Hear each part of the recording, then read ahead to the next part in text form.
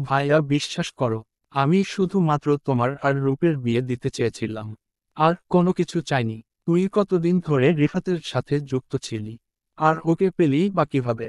আলভির ঠান্ডা কণ্ঠ শুনে ইয়াদ একটা শুষ্ক রোগ নিল। তুমি যেদিন ভাবিকে বাড়িতে এনেছিলে তার কিছুদিন পরেই আমার কাছে রিফাতের ফোন আসে। আমি জানি না সে কিভাবে আমার সাথে কন্ট্যাক্ট করেছিল, কিন্তু আমি রূপের স্বার্থে তাদের সাথে হাত মেলাতে রাজি হয়েছিলাম। রিফাতের মূল উদ্দেশ্য ছিল তোমার শান্তি কেড়ে নেয়া। তবে ও একা ছিল না, ওর সাথে আরও একজন ছিল। আলভি ভ্রুকুচকে তাকালো। সে ভাবতেই পারছে না যে এতগুলো লোক একসাথে তার পেছনে লেগেছিল। এসবের পেছনে আর কে আছে? কমা। পরপর কলিং বেলের আওয়াজে সিদ্দিক দরজা খুললেন। দরজার ওপাশে ইয়াদকে দাঁড়িয়ে থাকতে দেখে সিদ্দিক হেসে উঠলেন। আরে ইয়াদ, তুমি? কি খবর? কয়েকদিন ধরে ফোনেও পাওয়া যাচ্ছে না, ব্যাপার কি? এসো, ভেতরে এসো। ইয়াদ রুমে না ঢুকে সাইডে সরে দাঁড়ালো। সাথে সাথেই তাকে পাশ কাটিয়ে সিদ্দিককে ঠেলে আলভি রুমের ভেতরে প্রবেশ করল। আলভি সাথে করে কয়েকজন গুন্ডাও নিয়ে এসেছে। এই গুন্ডাদের দিয়ে আলভি ইয়াদকেও ধরে নিয়ে গিয়েছিল। এরা শহরের সবচেয়ে ভয়ঙ্কর গ্যাংয়ের লোক। কিরে সিদ্দিক, শুধু ইয়াদকেই মিস করছিলি বুঝি? আমাকে মিস করিসনি? That's not fair. আলভিকে দেখে সিদ্দিকের কলিজা শুকিয়ে গেল। তুই এখানে? ইয়াদের দিকে জিজ্ঞাসু দৃষ্টিতে তাকাতেই ইয়াদ বলে ওঠে, ভাইয়া আমাকে ধরে ফেলেছিল। আমি বাধ্য হয়ে আপনার নাম বলে দিয়েছি। সিদ্দিক রেগে গেল। তুমি এটা কিভাবে করতে পারো ইয়াদ? আলভি ঠাস করে সিদ্দিকের গালে থাপ্পড় দিয়ে বলল, তোর সমস্যাটা কি আমাকে বল। সিদ্দিক বুঝতে পারল এখন আর বাঁচার রাস্তা নেই। সে তড়িৎ গতিতে আলভির পা জড়িয়ে ধরল। আমাকে ছেড়ে দেও আলভি, আমার ভুল হয়ে গেছে। আলভি হেসে উঠল। বাম হাতে পেঁচানো ওড়নাটা নাকের নিকটে এনে গভীরভাবে শ্বাস টেনে নিল। তোর ভুলগুলো কি সেগুলো আগে স্বীকার কর, তারপর ভেবে দেখব। আলভি পা ছাড়িয়ে সোফায় গিয়ে বসল। বলতে শুরু কর। সিদ্দিক মেঝেতে বসেই বলতে লাগল, 2.5 বছর আগে তোমার কারণে আমার ডাক্তারি লাইসেন্স বাতিল হয়ে গিয়েছিল। তাই আমি প্রতিশোধ নেওয়ার জন্যই রিফাতের সাথে হাত মিলিয়েছিলাম। তুই রিফাতকে চিনলি কি করে? ভুলে গেলে? আমি যেই হসপিটালে ডাক্তার হিসেবে ছিলাম তুমি সেখানে কার্ডিওলজি রেসিডেন্ট হিসেবে ছিলে। আমি প্রায়ই তোমাকে তোমার 2 বন্ধুর সাথে দেখতাম। সেখানে থেকেই ওকে খুঁজে বের করেছিলাম। আলভি টেবিলের উপরে রাখা উইস্কির বোতল হাতে নিয়ে ঠক ঠক করে খেতে লাগল। খাওয়া শেষ হতেই বলল, কতদিন ধরে ওর সাথে মিলে আমার ক্ষতি করার চেষ্টা করেছিস? সিদ্দিক একটা শুষ্ক রোগ দিল। বেশি না, 1 বছর। অলিকে কিডন্যাপ করার পেছনে তোরও তো হাত ছিল। সিদ্দিক না বোধক মাথা নাড়লে ইয়াদ বলে ওঠে, উনি মিথ্যা বলছে। উনি তোমাকেও তারা চিহ্নে ফেলতে চেয়েছিল ভাইয়া, শুধু আমার জন্যই পারেনি। আমি বলেছিলাম আমি তোমার মেডিকেল লাইসেন্স বাতিল করতে সাহায্য করব। বিনিময়ে তোমার কোনো ক্ষতি ওনারা করবে না। সেই সাথে তোমার সম্পত্তির 50% আমি ওনাকে দিয়ে দেব বলেছিলাম। আলভি রক্তচোখে ইয়াদের দিকে তাকিয়ে দেখল ইয়াদ মাথা নিচু করে দাঁড়িয়ে আছে। আলভি আর কিছু শোনার প্রয়োজন বোধ করল না। উঠে গিয়ে সিদ্দিকের গলা চেপে ধরল। তোকে আমি তারা চিহ্ন ফেললেও কেউ জানবে না, কারণ তুই এমনিতেও জেল থেকে পালিয়ে এসেছিস। তাই তোকে ছেড়ে দেওয়ার কোনো মানে নেই। কথাগুলো বলতে বলতেই আলভি সিদ্দিকের শ্বাসরোধ করে তারা চিহ্ন ফেলে। সিদ্দিকের এই বাড়িটা শহরাঞ্চল থেকে দূরে হওয়াতে তার লাশটাও বাড়ির পেছনে পুঁতে দেয়। আলভি ইয়াদকে নিয়ে ফিরে যায় নিজের আন্ডারগ্রাউন্ড বাংকারে, যেটা মূলত ইয়াদকে আটকে রাখার জন্যই তৈরি করিয়েছে। সকাল 9টা। আলভি একটা সিগারেট ধরিয়ে ঠোঁটে চেপে ধরল। সামনে ইয়াদ বসে আছে। তো কি ডিসিশন নিলি? ইয়াদ নড়েচড়ে বসল। ভাইয়াও আমাকে বিয়ে করতে রাজি হবে না। আমি ওর মতামত জানতে চাইনি, তোর সিদ্ধান্ত জানতে চেয়েছি। ইয়াদ নিশ্চুপ হয়ে গেল। তুই যে এমন পাগল সেটা আমি আগে জানতাম না। জানলে নিজে তোর চিকিৎসার ব্যবস্থা করতাম। আমি রূপের পাগল। আমি ওর জন্য সব করতে পারি। সব করতে হবে না, শুধু ওকে বিয়ে করে নে। নইলে আইসোয়ার তোদের দুটোকেই তারা চিহ্ন ফেলব। আমি ওকে কিভাবে বিয়ে করব ভাইয়া? ও তোমাকে ভালোবাসে। খবরদার এই কথাটা আর একবারও রিপিট করবি না। ননসেন্স কোথাকার। তুই ওকে ভালোবাসিস, তোর উচিত ওর মস্তিষ্কের চিকিৎসা করানো। ওর চিকিৎসা না, তোমাকে প্রয়োজন। আমার ওকে প্রয়োজন নেই। আর শোন, অনেক ভালো মানুষই দেখিয়েছিস। এবার জোর করে হলেও ওকে নিজের করে নে। অধিকার খাটা। ইয়াদের ঠোঁটের কোণে হাসি ফুটে উঠল। তুমি আমাকে জোর খাটাতে বলছো? তুমি নিজে জোর খাটাতে পেরেছিলে। আলভি ভ্রু কুঁচকে তাকালো। ইয়াদের কথা বোধগম্য হলো না। ইয়াদ আবারও বলতে শুরু করলো, ভাবিকে নোমানের সাথে দেখেও তুমি জোর খাটাতে পারোনি কেন ভায়া? স্বামীর অধিকার নিয়েও তো পারতে টেনে হিচড়ে নিজের সাথে নিয়ে আসবে। তুমি যেখানে স্বামী হও অধিকার খাটাতে পারোনি, সেখানে আমি কোন অধিকার খাটাবো বলতে পারো? আমার কি আদৌ রূপের উপরে কোনো অধিকার আছে? আমি এত কিছু শুনতে চাই না। হয় ওকে বিয়ে কর, নয় মৃত্যুকে বরণ কর। আলভির কথার মাঝেই দুজন লোক একটা মেয়েকে নিয়ে এসে ঠাস করে মেঝেতে ছুঁড়ে মারল। রূপ। ইয়াদ ছুটে গেলে রূপসার কাছে। রূপসার হাত, মুখ বাঁধা। ইয়াদ সেগুলো খুলে দিতেই রূপসা উঠে দাঁড়িয়ে আশেপাশে তাকালো। রূপসা গাড়ি থেকে নেমে কলেজে ঢোকার সময়েই দুজন লোক তাকে কিডন্যাপ করে নিয়ে এসেছে। আমাকে এখানে কে এনেছে? ওরা কার লোক ছিল?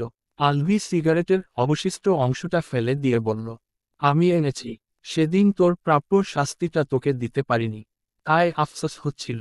খুব শখ তোর মৃতারা চিহ্ন তত্ত্বকে আলিঙ্গন করার। তোর কি মনে হয় আমার বৌজানকে মেয়ে তারা চিহ্ন রে ফেললে আমি তোকে বিয়ে করে নিতাম? রূপ আলভির দিকে তাকিয়ে মৃদুস্বরে উচ্চারণ করল, এভি। আলভি হেসে উঠে একজনকে ডেকে বলল, ওনাকে নিয়ে এসো। রূপসা নিজের বাহু থেকে ইয়াদের হাত সরিয়ে দিয়ে দুপা পিছিয়ে গেল। এরই মাঝে একজন লোক রুমে প্রবেশ করল। লোকটা হচ্ছে নিকাহ রেজিস্ট্রার। এখানে কি হচ্ছে? রূপসার কথার প্রেক্ষিতে ইয়াদ মিনমিনিয়ে বলল, ভাইয়া আমাদের বিয়ে দিতে চায়। রূপসা হতভম্ব হয়ে গেল, আমাদের মানে? ইয়াদ রূপসার দিকে দুপা এগিয়ে গেল, আমাদের মানে? আমার আর তোর? অসম্ভব। মজা করছো আমার সাথে? আলভি ভীষণ বোর হচ্ছে। সে আরেকটা সিগারেট ধরাতে ধরাতে বলল, মজাই করছি। তোদেরকে বাঁচিয়ে রাখবো ভাবতেই পারিনি। তোদের হাতে 10 মিনিট আছে। আমার মাইন্ড চেঞ্জ হওয়ার আগেই বিয়ে কর, নইলে দুটোকেই এখানে পুঁতে ফেলবো। ইয়াদ জানে আলভি মজা করছে না। সে নিজের চোখে আলভিকে খুনও করতে দেখেছে। ইয়াদ রূপসার হাত ধরতে গেলে রূপসা পিছিয়ে যায়। আমি তোমাকে বিয়ে করব না। আলভি ভ্রু কুঁচকে রূপসার দিকে তাকায়। মনে পড়ে যায় অলির কথা। অলিকে বিয়ের প্রস্তাব দেওয়ার পর অলি বলেছিল, তারা চিহ্ন তারা চিহ্ন তারা চিহ্ন আমি রে যাব তবুও আপনাকে বিয়ে করব না। আপনাকে বিয়ে করার আগে আমি দরকার হলে সখিয়ে নেব তারা চিহ্ন তারা চিহ্ন তারা চিহ্ন। আলভি এবার উঠে দাঁড়ালো। রূপসার দিকে এগিয়ে যেতেই ইয়াদ রূপসার সামনে এসে দাঁড়ায়। ভাইয়া ওকে কিছু বলো না, আমি ওকে বিয়ে করে নেব। ওকে সাবধান করে দে, আর একবার যদি বিয়ে করব না শব্দটা উচ্চারণ করে তাহলে আমি ওর পোস্টমর্টম করার ব্যবস্থা করব। রূপসা এবার শুষ্ক ঢোক গিল। আলভিকে স্বাভাবিক দেখাচ্ছে না। চোখ দুটো লাল টকটকে হয়ে আছে। যে কেউ দেখলেই ঘাবড়ে যাবে। তোরা আমার বৌজানকে মাতারা চিহ্ন রতে চেয়েছিস, তবুও এবারের মতো ছেড়ে দিচ্ছি। এর থেকে আর বেশি কিছু কি চাই তোদের? কি ভেবেছিস পার পেয়ে যাবি? নওয়ে আমার বৌজানের চোখের সামনেই তোদেরকে শাস্তি দেব। ততদিন ম্যারিড লাইফ উপভোগ কর। দেখলি আমি কতটা মহান। তোরা আমার আর অলির ডিভোর্স করাতে চেয়েছিস, আর আমি তোদের বিয়ে দিতে চাইছি। তোদের কি আমার শুকরিয়া আদায় করা উচিত নয়? ইয়াদ নিশ্চুপ হয়ে রইল। রূপসা ছলছল নয়নে আলভির দিকেই তাকিয়ে আছে। তোদের হাতে আর 8 মিনিট সময় আছে। ইয়াদ এবার রূপসার দিকে তাকালো। চল। না আমি তোমাকে বিয়ে। বাক্যটা শেষ করার পূর্বেই ইয়াদ বেশ জোরেশোরেই রূপসার গালে চড় দিয়ে বসল। তারপর রূপসার হাত ধরে টেনে নিয়ে গেল সামনের দিকে। নিকাহ রেজিস্ট্রার বললেন, বিয়ে পড়ানোর জন্য তো এনআইডি কার্ড লাগবে। ইয়াদ আলভির দিকে তাকাতেই আলভি বলল, আমার দিকে তাকাচ্ছিস কেন? ভাইয়া আমার ফোনটা দাও, সেটার ভেতরেই এনআইডি কার্ডের ছবি আছে। আলভি একজনকে ইশারা করতেই লোকটা ইয়াদের ফোনটা এগিয়ে দেয়। আমার ফোনে এনআইডি কার্ডের ছবি নেই। রূপসার কথায় ভ্রুক্ষেপ করল না ইয়াদ। রূপসার হাত থেকে জোরপূর্বক ফোনটা নিয়ে রুনা খাতুনকে মেসেজ পাঠালো, মা আমার এনআইডি কার্ডের ছবিটা লাগবে, 2 মিনিটে খুঁজে ছবি তুলে পাঠাও। 5 মিনিট পেরোতেই রুনা খাতুন রূপসার এনআইডি কার্ডের ছবি তুলে পাঠিয়ে দিলেন। বিকাল বেলা। মোমার কোনো সমস্যা হচ্ছে না তো? নোমানের কথায় অলি মুখ তুলে চাইল। না বোধক মাথা নেড়ে বলল, বাসে চড়ার অভ্যাস আছে আমার। নোমান একটা স্বস্তির শ্বাস ফেলল, আচ্ছা আমরা তো তোমার খালার বাড়িতে যাচ্ছি তাই না? না রাবেয়া আন্টি আমার খালা নন, মায়ের বান্ধবী ছিলেন। আমরা সেখানেই যাচ্ছি। আমি কি জানতে পারি যে আমরা সেখানে কেন যাচ্ছি? অলি কোলে থাকা আরিশের দিকে তাকিয়ে বলল, আমি শুধু জানতে চাইব, সে কেন কাউকে কিছু না বলে চলে এসেছিল। তুমি তার ঠিকানা জানো কিভাবে? 2 বছর আগে মায়ের সাথে আন্টির গ্রামের বাড়িতে বেড়াতে এসেছিলাম। সেই জন্যই ঠিকানাটা একটু আকটু জানা আছে। তোমার কি মনে হয় আন্টি আঙ্কেলের মৃতারা চিহ্ন তত্ত্ব স্বাভাবিক ছিল না? জানি না। এতদিন সব স্বাভাবিক লাগলেও ইয়াদের বিষয়ে জানার পর সন্দেহ হচ্ছে। আচ্ছা, আপনি তো সেদিন আমাকে কিডন্যাপ করেছিলেন। আপনি কি এই ব্যাপারে কিছু জানেন? নোমান ভাবুক ভঙ্গিতে বলল, আমার মনে হয় না যে তোমার বাবা মায়ের মৃতারা চিহ্ন তত্ত্বতে কারো হাত ছিল। আর থাকলেও আমি জানি না। আমাকে শুধু তোমাকে কিডন্যাপ করারই অর্ডার দেয়া হয়েছিল। আমি এটাই বুঝতে পারছি না যে বাবার সাথে মোবাইল ছিল, সেটা কোথায় হাওয়া হয়ে গেল। মোবাইলটা থাকলে অন্তত হসপিটালের লোকেরা আমাদের আত্মীয়দের সাথে যোগাযোগ করতে পারতেন। অলির কথায় যুক্তি আছে। নোমান কিছুক্ষণ চুপ থেকে বলে উঠল, আচ্ছা, তোমার চাচাতো দেবর ইয়াদ তোমাকে মারতে চেয়েছিল সেটা জানার পরেও তুমি ওকে কিছুই বলবে না? অলি শান্ত কণ্ঠে বলল, ওকে যা বলার ওর ভাইই বলবে। নোমান চমকে গেল, আলভি ভাই কিভাবে জানবে যে এসবের পেছনে ইয়াদ আছে? প্রশ্নটা শুনে অলির মনে পড়ে যায় সেদিন মির্জা ভিলা থেকে পালিয়ে আসার সময় ব্যাগ আনতে বাগানে গিয়েছিল সে। সেখানে গিয়েই ইয়াদের ব্যাপারে একদম নিশ্চিত হয়েছিল। মির্জা ভিলা থেকে বের হওয়ার পরেই তার মনে হতে থাকে, আমি সবাইকে এভাবে ছেড়ে দিয়ে যেতে পারি না। ঘরের শত্রু বিভীষণ। ইয়াদের মূল উদ্দেশ্য সম্পর্কে আমার পুরোপুরি ধারণা নেই। কথাটা ভেবেই অলি আবারও মির্জা ভিলাতে প্রবেশ করে। আসার সময় আলভির রুমে থাকা মেইন গেটের এক্সট্রা চাবিটা আনার সুবিধার্থে প্রবেশ করতে তার বিশেষ ঝামেলাও হয় না। যদিও এর মাঝে সে ক্লান্ত হয়ে গেছে, মনে হচ্ছে যে কোনো সময়েই জ্ঞান হারাবে। তবুও অলি ফুলদানির উপরে রেখে যাওয়া নিজের ফোনটা হাতে নিয়ে নোটপ্যাড ওপেন করল, তারপর সেখানেই চিঠির মতো করে সবকিছু তাড়াহুড়ো করে লিখে দিল। বেশি সময় না থাকাতে অলি ততটা গুছিয়ে লিখতে পারেনি। এরই মাঝে উর্মিলা পানি খাওয়ার জন্য রুম থেকে বের হয়। তাকে বের হতে দেখে অলি ফুলদানির পেছনেই লুকিয়ে পড়ে। উর্মিলা নিচ থেকে জগে পানি ভরে নিজের রুমে যেতেই অলি সময় নষ্ট না করে বাড়ি থেকে বেরিয়ে যায়। বাড়ি থেকে বেরিয়ে 30 মিনিট হাঁটার পর একটা বর্ষণ ট্রাক নজরে পড়ে। অলি জানে এই রাতে ঘোরাঘুরি করাটা সেফ হবে না।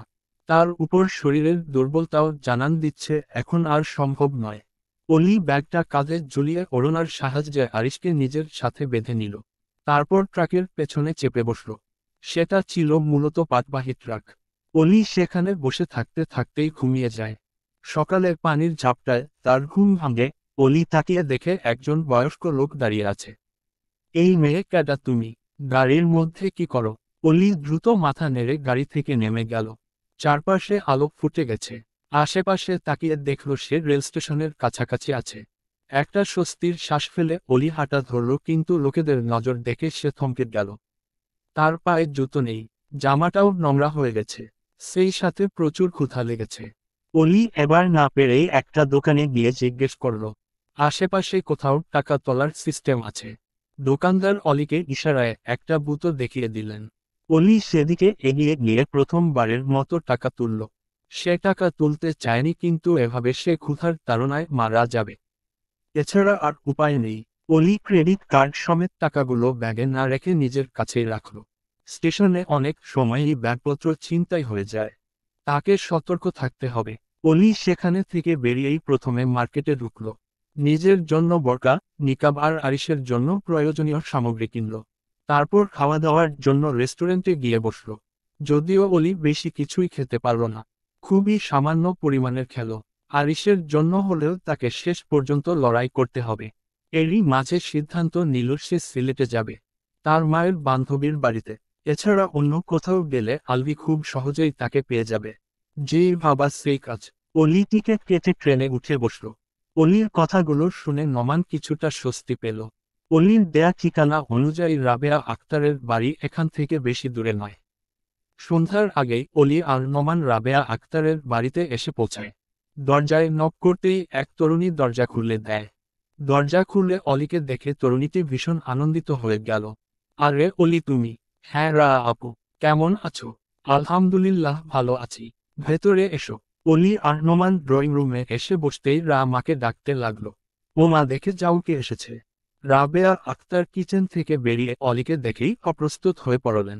অলি ভদ্রভাবে সালাম দিল, আসসালামু আলাইকুম আন্টি। রাবেয়া আক্তার সালামের জবাব দিলেন। যদিও তাকে দেখে অন্যমনস্ক লাগছে তবুও জিজ্ঞেস করলেন, কেমন আছো অলি? ভালো আছি আন্টি। আপনার কি অবস্থা? এভাবে কাউকে কিছু না বলে চলে এলেন কেন? রাবেয়া আক্তার অলির উদ্দেশ্যে বললেন, সব কথাই বলবো মা। তুমি এতদূর থেকে এসেছো, আগে ফ্রেশ হয়ে এসে খাওয়া দাওয়া করো। অলি স্বাভাবিক গলায় বলল, না আন্টি, আমি শুধু জানতে এসেছি যে সেদিন আমি কিডন্যাপ হওয়ার পর ঠিক কি ঘটেছিল সেটুকু জেনেই চলে যাব। রাবেয়া আক্তার অলির সাথে নোমানকে দেখে অবাক হলেন। এরই মাঝে চোখ পড়ল আরিশের উপর। বাচ্চাটা কার? অলি। অলি আরিশের গালে হাত রেখে বলল, আমার ছেলে। রাবেয়া চমকালেন না। সে অলির প্রেগনেন্সির ব্যাপারে জানতেন। আসমা বানু বলেছিল। স্বাভাবিক গলায় শুধালেন, জামাই কোথায়? তাকে তো দেখছি না। তার কাজ ছিল তাই আসতে পারেনি। উনি আমার বন্ধু, ওনাকে নিয়ে এসেছি।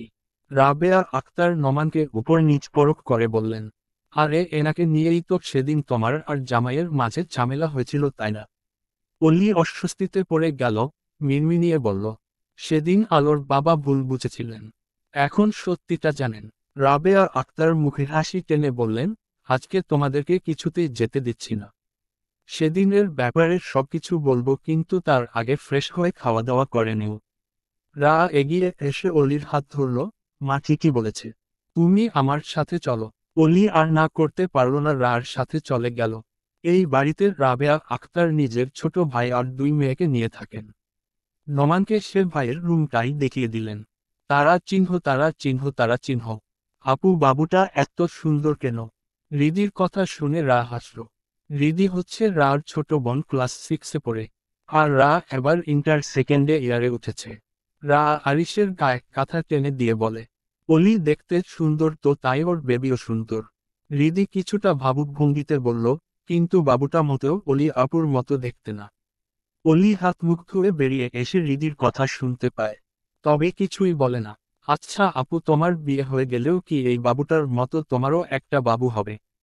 কথাটা শুনে রাত হতমত খেয়ে গেল। এই মেয়েটা বড্ড বেশি পাকামো করে। এই তুই এসব কি বলছিস? আমার বিয়ের বয়স হয়েছে নাকি?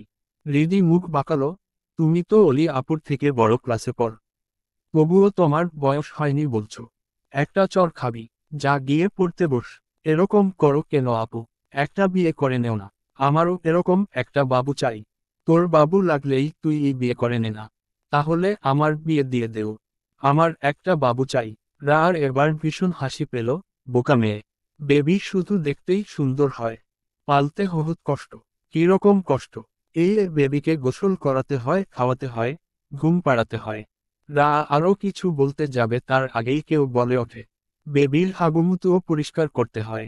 কথাটা শুনে অলি, রিদি আর রা তিনজনই দরজার দিকে তাকালো। নোমান দরজায় হেলান দিয়ে দাঁড়িয়ে আছে। রা জিজ্ঞাসু দৃষ্টিতে তাকাতেই নোমান বলে ওঠে, সবচেয়ে ইম্পর্ট্যান্ট আর কমপ্লিকেটেড কাজ হচ্ছে বেবির হাগুমুতু পরিষ্কার করা। আপনি সেটা বলতেই ভুলে গেছেন। আমি মনে করিয়ে দিলাম। রা আর কপালে ভাঁজ পড়ল।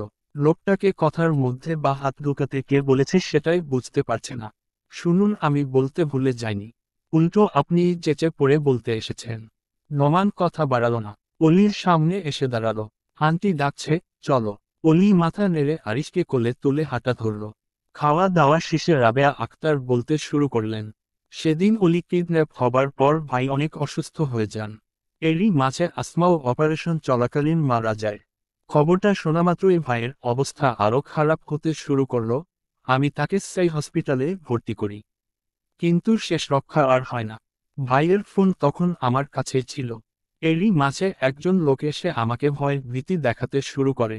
বলে যে আমি যদি অলির কিডন্যাপের বিষয়ে কাউকে কিছু বলি তাহলে আমাকে গুম করে দেবে, এবং আমাকে শহর ছাড়তেও বাধ্য করে। ভুলবশত ভাইয়ের ফোনটা আমার ব্যাগেই থেকে যায়।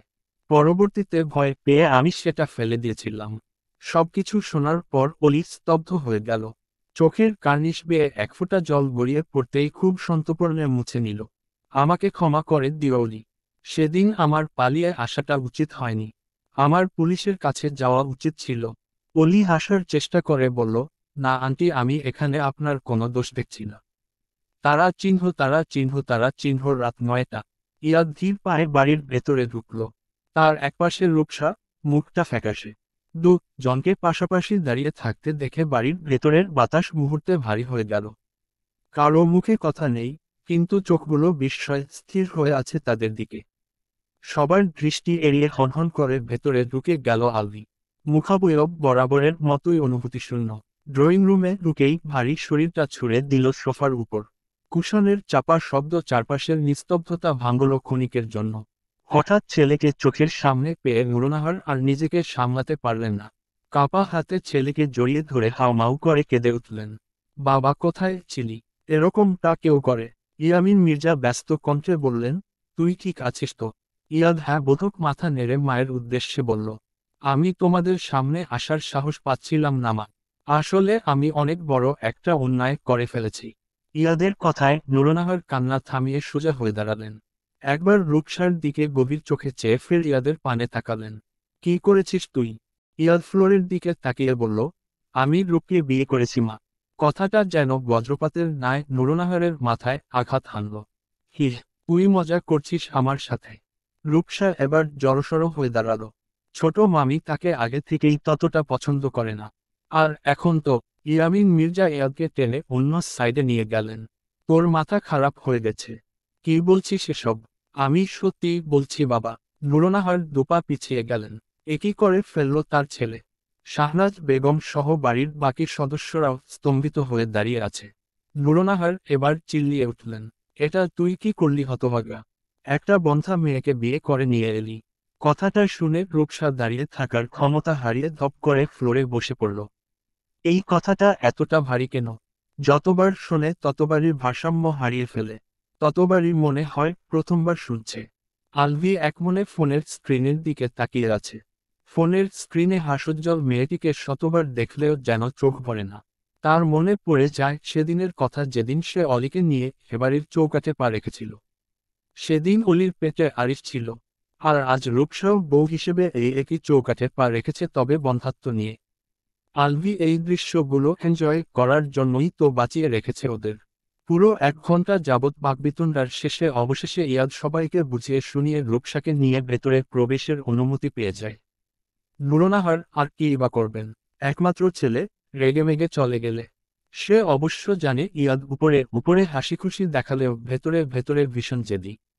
ইয়াদ রূপসাকে নিয়ে নিজের রুমে চলে যায়। অবশ্য রূপসা পায়ে হেঁটে যায়নি। ইয়াদ তাকে কোলে করে নিয়ে গেছে। আলভি একভাবেই বসে আছে। তাকে এভাবে বসে থাকতে দেখে উর্মিলা আর শাহনাজ বেগম এগিয়ে গেলেন। ইয়াদ এটা কি করলো? আলভি প্রাণহীন কণ্ঠে জবাব দিল, সেটাই যেটা তোমরা আমাকে দিয়ে করাতে চেয়েছিলে।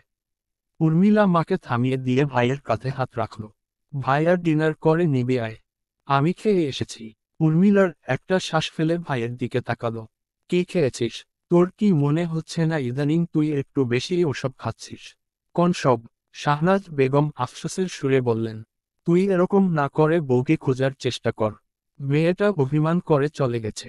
তোর কি ওকে খুঁজে এনে মান ভাঙানো উচিত নয়? উর্মিলাও তাল মেলালো, হ্যাঁ ভায়া। তুই সব সময় ভাবির কথাটা এড়িয়ে যাস কেন? আলভি কোনো উত্তর দিন না। নিঃশব্দেই অলির ছবির দিকে তাকিয়ে রইল। শাহনাজ বেগম একটা শ্বাস ফেলে ডাইনিং রুমের দিকে পা বাড়ালেন। এদিকে আলভি ফোনের স্ক্রিনের উপর হাত রেখে ধীরে ধীরে ঠোঁট নাড়ল। প্রথমে শব্দগুলো স্পষ্ট হয়নি, পরে বোঝা গেল সে আস্তে আস্তে গাইছে। তারা চিহ্ন ভাড়া কইরা আনবি মানুষ, কান্দিতে মোর লাশের পাশে। গানটা শুনে শাহনাজ বেগম থমকে গেলেন। উর্মিলা অবাক চোখে ভাইয়ের দিকে চেয়ে রইল। আলভির চোখের সামনে ভেসে উঠল অলির নামাজ আদায় আর কোরআন তেলাওয়াতের দৃশ্য। গান থামেনি, বরং আরো ভারী হয়ে উঠল। প্রতিটি লাইন যেন আলভির বুক ফুঁড়ে বেরোচ্ছে। তার হৃদয় যেন পবিত্র। উই মদিনারি মাটি, আমি তার হৃদয়ে বিছাইয়াছি। আলভির চোখ বেয়ে এক ফোঁটা অশ্রু গড়িয়ে পড়ল অলির ছবির উপর। আলভি ঝাপসা চোখে অলির স্নিগ্ধ সরল মুখপানের দিকে তাকিয়ে ধরা গলায় পুনরায় গেয়ে উঠল। ভাড়া কইরা আনবি মানুষ, কান্দিতে মোর লাশের পাশে। শাহনাজ বেগম ছুটে এসে আলভিকে জড়িয়ে ধরে হু হু করে কেঁদে উঠলেন। এসব তুই কি বলছিস এভি? আমি এক মুহূর্তের জন্য ওর ভালোবাসা অনুভব করেছিলাম, মনে হয়েছিল আমি ওর ভালোবাসা পেয়ে গেছি। কিন্তু আমি ভুল ছিলাম মা। ও কখনোই আমাকে ভালোবাসেনি, একটুও না। কেন ভালোবাসল না? আলভির বিলাপ শুনে এবার উর্মিলার চোখজোড়াও ভিজে গেল। আলভি কান্নাজড়িত কণ্ঠে হিসহিসিয়ে বলে উঠল, ওকে এনে দেও মা, ওকে এনে দেও। আমি আর পারছি না, আমি ওকে ছাড়া শেষ হয়ে যাচ্ছি।